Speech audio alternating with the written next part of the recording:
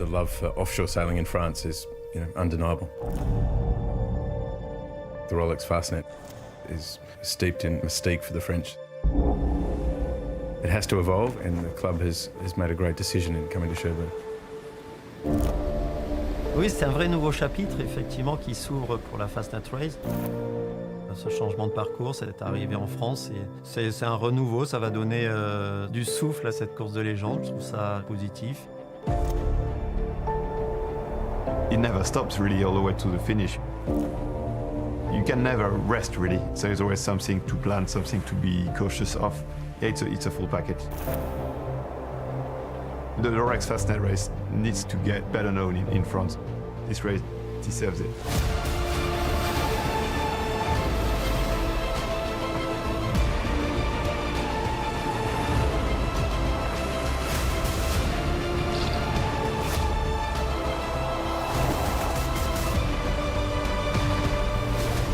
I think Normandy's spectacular. Obviously a lot of history here for both sides of the channel, and to come and bring the race to finish here, it adds an excitement that we may not have got anywhere else. Establishing new frontiers is a familiar idea in France. And when the Royal Ocean Racing Club, now celebrating a 20-year partnership with Rolex, looked at alternative venues to birth a growing Fastnet entry list, its plans were always likely to be warmly received by sailors across the Channel.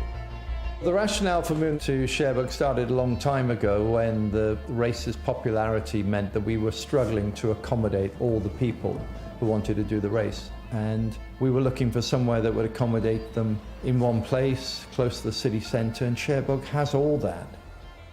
Je trouve ça une belle image que les Anglais et les Français réussissent à travailler ensemble et grâce à travers ce Fastnet Race, de pouvoir relier deux nations maritimes qui ont dans l'histoire développé la course au large et voilà, de partir d'Angleterre, arriver en France, c'est une bonne solution.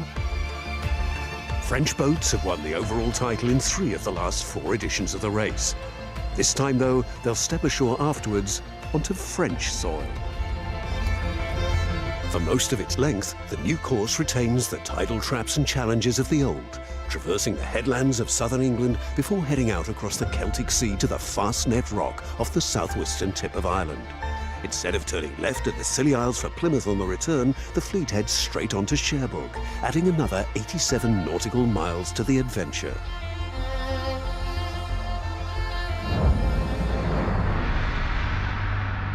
For once, changes to COVID travel rules have kept the size of the fleet assembling in Cowes in check. Apart from Scorpios, that is. A Club Swan 125 owned by Dmitry Rybolovlev, she's 140 feet long and the event's largest ever entry. Launched just 2 months ago, Scorpios is making her competitive debut. The quantity of resources that the owner has put into this project to be able to face the starting night of the Fastnet is just incredible. But now it's time to see how far we can go. It's impressive, the potential and the performance that in this short time is showing with light and medium winds, but I believe that it will take time to see the real potential of this boat in brisk conditions. Time is perhaps the one commodity that nearest rival Rambler has on its side. Tried, tested, and nothing if not tenacious, George David's crew returns in search of their 3rd consecutive Line Honours title. If it starts to blow really hard, like 30s, we might have an edge because we've been at this with the same team, with the same boat now. This is the 6th year. And so this boat is pretty optimized and it's pretty well sailed. The Club Swan 125 is quite a bit longer than we are. It's got a lot of stability and it will go really fast on most points of sail. You have to realize Scorpios is a big boat. Strong southwesterly winds have been barreling up the channel for the last 72 hours. Race day is no different. Leaving the sanctuary of the marinas in Cowes is a 337-boat fleet representing 24 nations. For some, the 35-knot headwinds and heavy sea state will create some of the toughest conditions they've ever faced.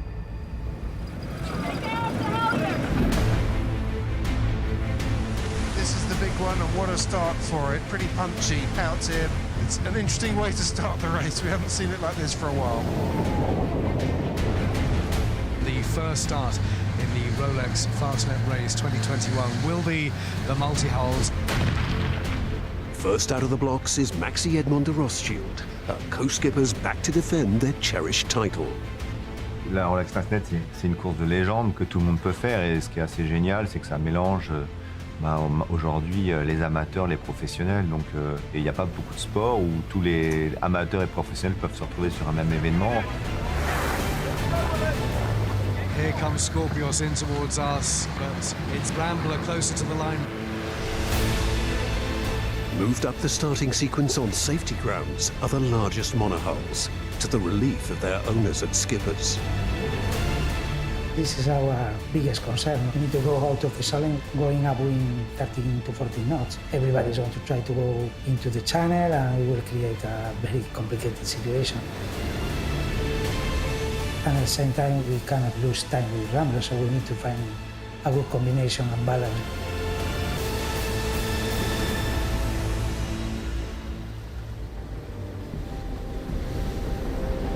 Now they're starting to wind it up as they head towards the squadron. Crews in classes further down the fleet share the same anxieties. In the Solent, in these conditions, the challenges come thick and fast, an early test of a boat's integrity and her crew's resolve. Hurst Castle, it's like a funnel.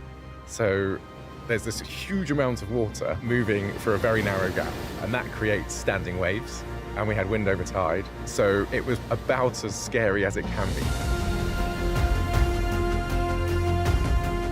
At the Needles, Scorpios holds a narrow advantage over Rambler. There's one of many class rivalries to be played out all the way down the fleet in the days to come.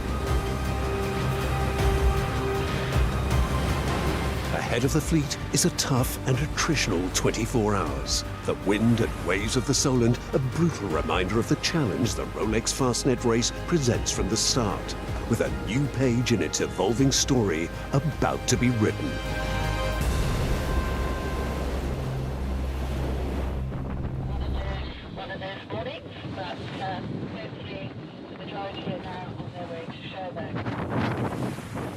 Among the boats tackling the gusting headwinds is Kai Greten's Oromocto, a recently refurbished one-tonner and first-time entrant from Kiel in northern Germany, built in 1971.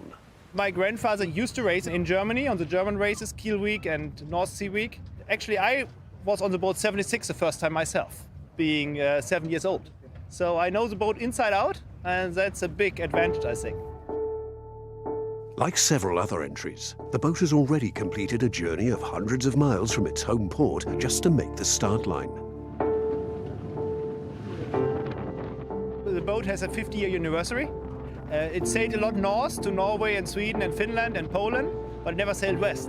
And Rolex Fastnet is a perfect target to go to. And it's so exciting as I never sailed in this water myself as well, so a lot of new things. But I think we managed fine and we enjoy.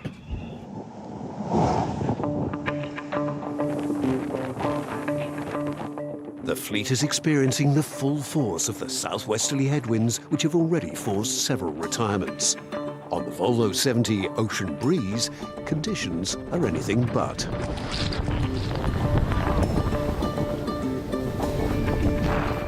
And on Rambler, life is no less challenging.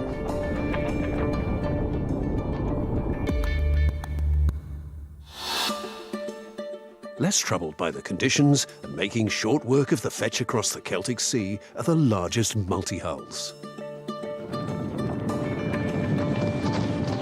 Setting a scorching pace as the runaway leader is Maxi Edmond de Rothschild, aided by a new foil package developed since their win in 2019. Struggling to keep up is Thomas Coville's Sadebo Ultime 3.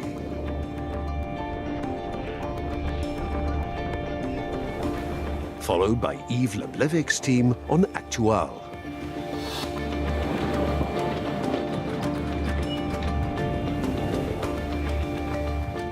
At 8 a.m. on day 2, Maxi Edmond de Rothschild rounds the fabled turning mark just under 21 hours since leaving Cowes. Camas and Caudrelier are not the only French sailors determined to retain their title. Since winning the overall trophy in 2013 with his father Pascal, the first double-handed entry to do so, Alexis Loison has won the two-handed class in 3 of the last 4 races, a record securing him local hero status in his hometown. C'est vrai que notre victoire en 2013, toutes catégories confondues, elle a fait beaucoup de bruit à Cherbourg et partout dans le monde. Hein. Et puis voilà, c'est mon père, depuis que je suis petit, me parle du Fastnet. Donc de la remporter comme ça, c'était incroyable. Et j'espère que ça a donné envie à d'autres équipages en double de faire la même chose, parce qu'on voit que le double est de plus en plus demandé sur ces courses. Et on se dit que c'est un peu quand même à cause de nous. Ma ville d'adoption, c'est Cherbourg. Je suis arrivé là, j'avais 4 ans. J'ai appris à naviguer dans la rade et aux alentours. Voilà, donc c'est mon terrain de jeu. Le niveau cette année en double a jamais été aussi relevé. À voir, moi je pense que ça va être très dur de la gagner à nouveau. Voilà, après on s'est très bien préparé cette année avec Guillaume Pirouel en Figaro. On a quand même fait énormément de courses en double, notamment une transat. Le plus important, c'est d'avoir un duo qui se connaît parfaitement, ce qui va être le cas entre nous.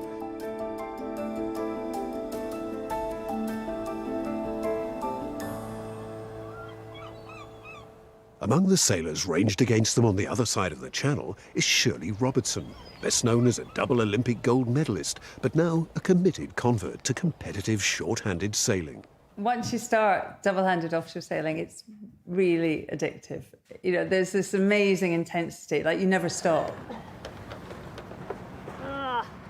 Robertson is teaming up with Volvo Ocean Race sailor Henry Bomby, well aware of the size of the task they're tackling.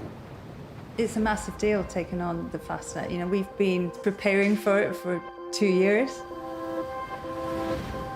It's a really incredible test of seamanship, of decision-making, of teamwork.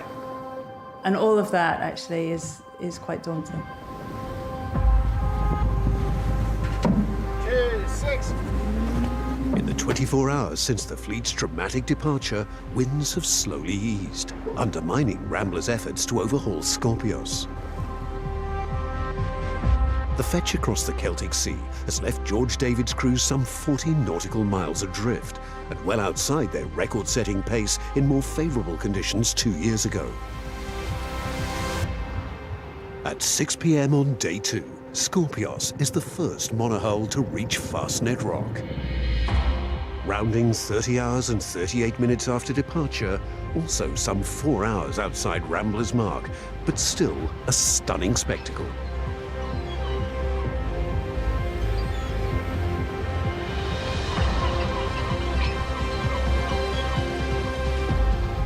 Rambler's approach is more poignant. It's now a decade since the earlier Rambler 100 lost her keel and capsized shortly after rounding the rock, pitching her owner, his wife, and 3 other crew members into the heavy swell. Boat was upside down in 50 seconds. Everybody survived, which was truly remarkable, including 5 people with 3 hours and 2 minutes in the water.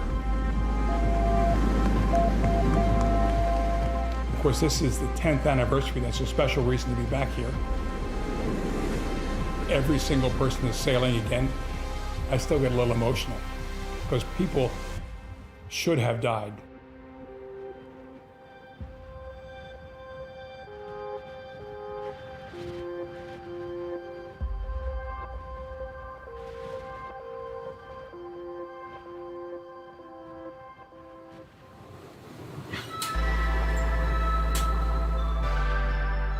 At the other end of the racetrack, just minutes earlier, Maxi Edmond de Rothschild arrives in Cherbourg to retain her multi-hull line honours title, requiring little more than a day, 9 hours and 15 minutes to complete the new course.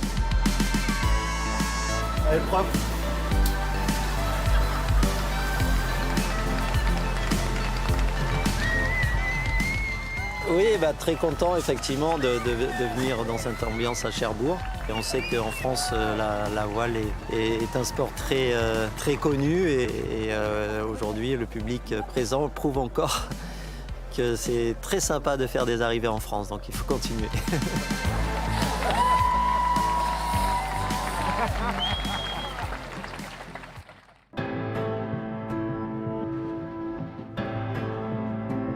Crews approaching the final section of the new racecourse have one potentially calamitous obstacle to negotiate. Running close to the nominal race route and between Alderney and Cap de la Hague on the tip of the Cotentin Peninsula, the Raz Blanchard for sailors can be a soul-destroying, boat-breaking body of water. The current here flows at up to 12 knots depending on tide and time of year, the strongest anywhere in Europe. La spécificité de ce site, c'est évidemment son implantation géographique. On se retrouve à la rencontre des deux masses d'eau au niveau des rencontres de courant entre la basse mer et la pleine mer. Et en plus, la bathymétrie des fonds ici font qu'on passe de profondeur assez importante au niveau de la fosse de la Hague sur des petits fonds sur les abords de Goury.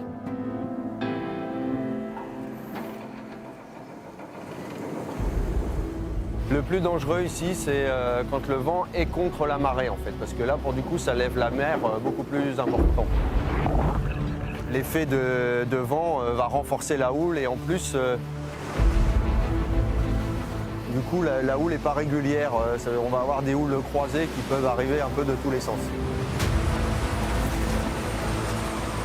C'est très court, très haut.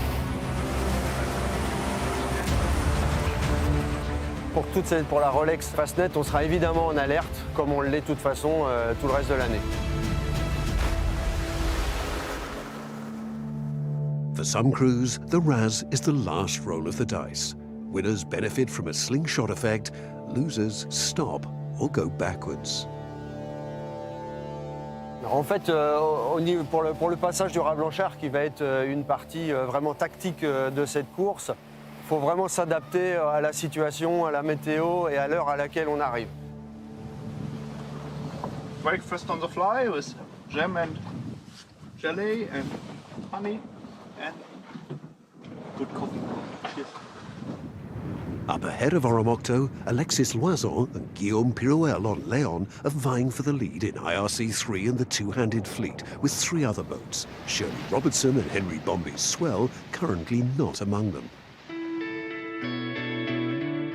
Loison's hopes of a triumphal arrival in Cherbourg remain on hold. For the race debutante, though, they're soon to become reality. Just a few weeks after taking delivery of the boat, Fernando Echevari's crew on Scorpios take monohull line honours in the Rolex Fastnet Race. On her first competitive outing,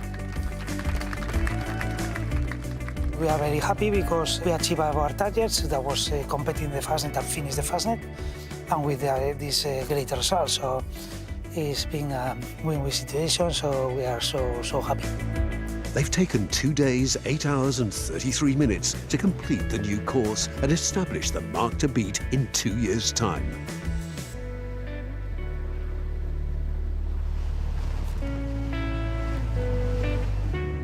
Rambler's challenge ends in further disappointment.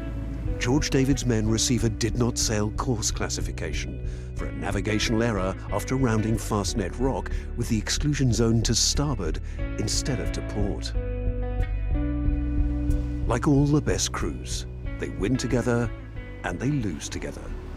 I'm not concerned about this outcome. It is what it is.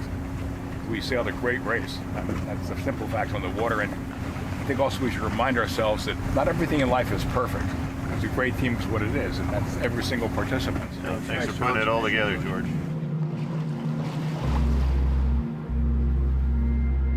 Among the boats to finish the following afternoon is Thala, a comfortable winner on corrected time in IRC1. It's also cut and dried in IRC2, where one boat alone has managed to stay ahead of the ridge of high pressure, ensnaring its rivals. just after 10 a.m. on day 5, Sunrise, the JPK 1180 race by Thomas Neen, crosses the line in Cherbourg to win her class and stake a strong claim for the overall title. Her nearest class rival over 120 miles behind. It's much tighter in IRC3 in the two-handed class, where Shirley Robertson and Henry Bombi on swell now hold a narrow lead, both on the water and on corrected time, over perennial class winner Alexis Loison's Leon. So, sunset, this will be our 5th night in the race. We are about 30 miles from the finish, and you can see it's really light.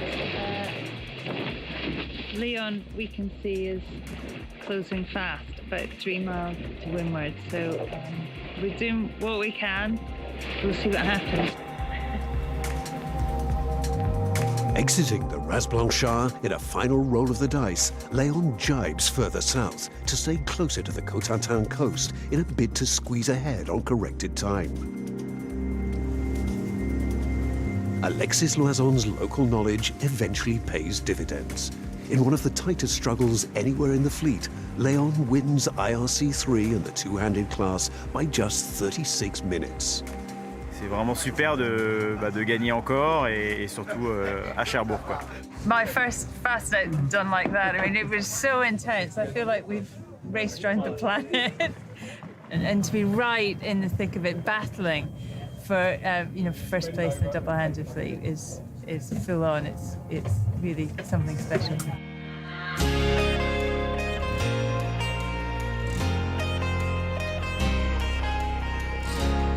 With most of the fleet now comfortably ensconced in Cherbourg's capacious Port Chantereine marina, owners and crews enjoy the welcome they were promised and deserve after completing the first extended route to Normandy.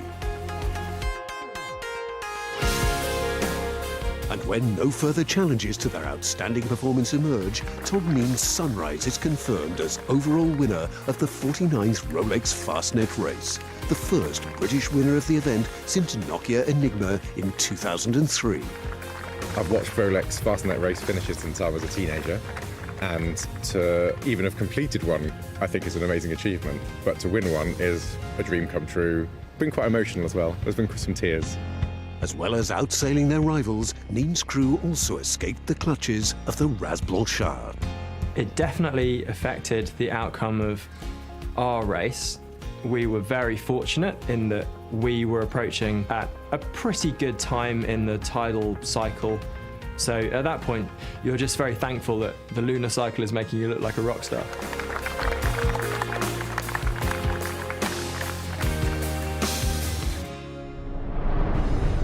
Next time, we're off to warmer climes and Sardinia for the Maxi Yacht Rolex Cup.